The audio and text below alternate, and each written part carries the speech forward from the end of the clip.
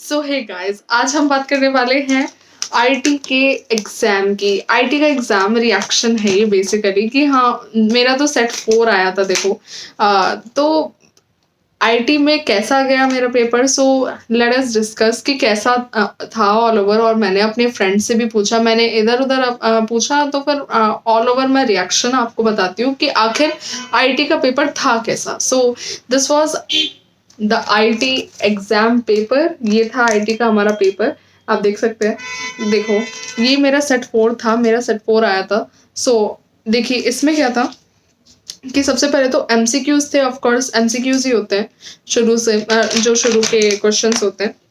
All right, सो जो MCQs थे really literally वो इतने इजी थे, बिकॉज जितना भी कुछ आया था वो बहुत ही बेसिक आया था। और मैं कहूँगी कि सब कुछ पीवाईक्यू लेवल पे ही पूछा गया था, यानी कि जितना भी था वो पीवाईक्यू से ही आया था। सो जो आगे 10th बोर्ड देने वाले हैं आईटी का, वो इस बात को ध्यान रखें कि हमेशा पीवाईक्यू करना ना भूलें।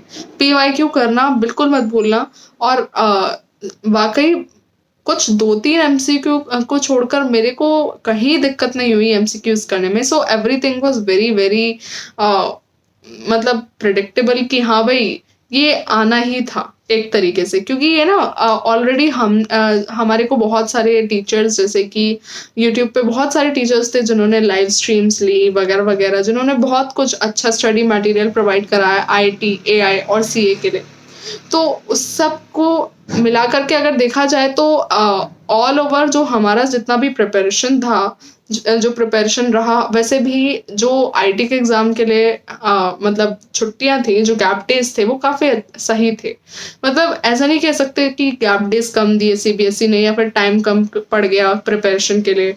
तो हम कहेंगे कि हाँ, गैप डेज सही थे, सही तरीके से प्रिपरेशन हुई, अच्छे टीचर्स, अच्छे मेंटर्स थे यूट्यूब पे जिनकी हेल्प से हमने किया। तो हम कह सकते हैं कि या बहुत काफ़ी प्रिडिक्टेबल पेपर रहा वैसे तो ये। बाकी मेरे फ्रेंड्स वगैरह भी यही कह रहे थे कि या बहुत ही आसान पेपर था, कि हाँ भाई बहुत अच्छे से और जल्दी हो गया था। मैंने अपने एग्जाम हॉल में लास्ट में जब मैं सब कुछ खत्म हो गया, पेपर कंप्लीट कर लिया, तब मैंने जब अपने पूरे एग्जाम हॉल में ऐसे सर घुमा के देखा, मैंने देखा सबका हो चुका है। सब वेट ही कर रहे हैं कि जल्दी से ले लिया जाए, बस अब इसे ले लो, क्योंकि बस हो गया। वैसे ही हम बहुत ज़्यादा एग्जॉस्टेड थे कि पिछले 1-2 महीने से, कि हमारे एग्जाम चल रहे हैं पिछले 1 महीने से, तो फिर ये लास्ट एग्जाम है, तो फिर लास्ट एग्जाम में तो ऐसा होता है बस कि बस खत्म ही हो जाए ये एग्जाम, अब आखिरकार हो ही जाए खत्म। तो मतलब वो वाली फीलिंग आ रही थी सब में। तो सब बस ऐसे अपनी आंसर शीट को कॉर्नर पे रख करके आराम से बिल्कुल तैयार थे कि हाँ हमें आंसर शीट दे देनी है। फिर बात आती है क्वेश्चन आंसर्स की। सो जो सबसे पहला जो यूनिट है, मतलब जो एम्प्लॉयबिलिटी स्किल्स वाला यूनिट है, उसमें से जो क्वेश्चंस आए थे बहुत इजी आए थे सेट 4 में।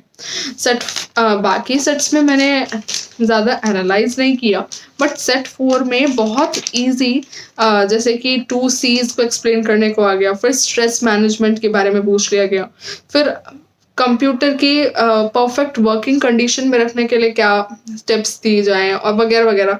मतलब बहुत इजी क्वेश्चंस पूछे गए, बहुत प्रिडिक्टेबल क्वेश्चन थे, जो कि पीवाईक्यूज ऑफ कोर्स हमारे को प्रोवाइड करा दिए थे। मतलब पीवाईक्यूज करके भी एक बंदा चला जाता ना इस पर्टिकुलर एग्जाम को देने, तो फिर वो पूरे अच्छे मार्क्स स्कोर कर लेता।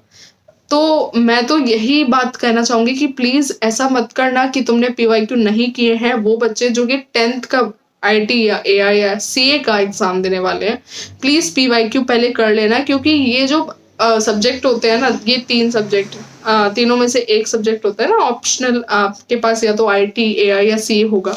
सो इन तीनों सब्जेक्ट्स में ना सीबीएसई अपने आप मौका देता है आपको स्कोर करने का अच्छा। और इस वजह से इसमें से बहुत सारे जो क्वेश्चंस हैं वो पीवाईक्यू से ही उठ करके डायरेक्टली आ जाते हैं। तो प्लीज इस बात को ध्यान रखना कि आईटी को ध्यान में रख करके आप सभी पेपर, मतलब आप अच्छे से एग्जाम देने जा रहे हो, ठीक है। क्योंकि मैथ का जो पेपर था वो थोड़ा सा लेंदी आया था और काफी बच्चों का छूट गया, काफी बच्चों का रह गया, काफी बच्चे नहीं कर पाए ठीक से, और बहुत ज्यादा ट्रिकी क्वेश्चंस थे एमसीक्यूज वगैरह में। इस वजह से तो हमारे मन में पहले से ही ये बात आ रही थी कि हाँ, अब तो हमें बदला लेना है सीबीएसई से। सीबीएसई से मैथ का बदला हम आईआईटी में लेंगे। तो अब इस वजह से अच्छा किया सीबीएसई ने इस पर्टिकुलर सब्जेक्ट को बहुत ही ज़्यादा स्कोरिंग बनाया, क्योंकि इसमें जो हमारे पास जो हमारे पास बाकी की जो यूनिट्स आती हैं, जो सब्जेक्ट स्पेसिफिक यूनिट्स होती हैं, जो कि सब्जेक्ट स्पेसिफिक स्किल्स को समझाती हैं, वो वाली जो मतलब 4 चैप्टर होते हैं, वो भी बहुत ज़्यादा कि डिजिटल डॉक्यूमेंटेशन, स्प्रेडशीट, फिर डीबीएमएस और फिर वेब सिक्योरिटी एंड एप्लीकेशन। तो फिर इन चारों पर्टिकुलर चैप्टर्स में से भी बहुत आसान, बहुत ज़्यादा प्रेडिक्टेबल क्वेश्चंस आए थे। तो उस हिसाब से तो पूरा का पूरा पेपर बहुत इजी था। बाकी आपका कैसा पेपर गया आप बताना, एंड कौन सा सेट आया, सबसे हार्ड कौन सा सेट आया, ये भी बताना। सो मिलते हैं नेक्स्ट वीडियो में। बाय।